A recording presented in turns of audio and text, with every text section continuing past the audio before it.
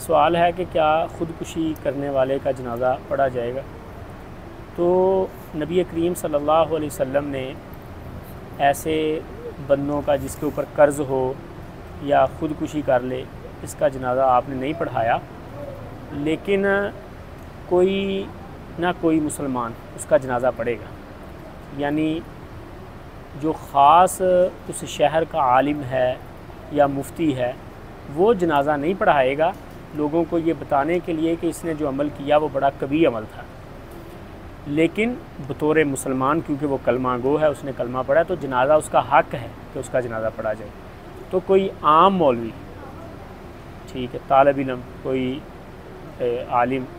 وہ اس کا جنازہ پڑھیں گے اور جنازے کے بعد ہی اس کو دفن کریں گے، کیونکہ نبی کریم صلی اللہ علیہ وسلم کی ایسی روایات ہیں کہ صلو علی من قال لا الہ الا اللہ او کما قال،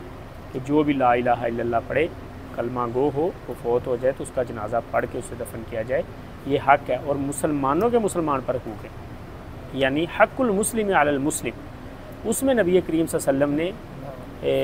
اس روایت میں جنازے کا ذکر کیا، تو یہ مسلمان کا حق ہے۔ اگر اس سے کوئی ایسا کبیرہ سرزد ہو گیا ہے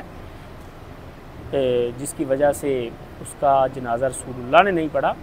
تو مسلمان ہونے کا حق اس کے پاس ابھی باقی ہے، لا الہ الا اللہ والا، تو اس کا جنازہ تو پڑھا جائے گا، واللہ اعلم۔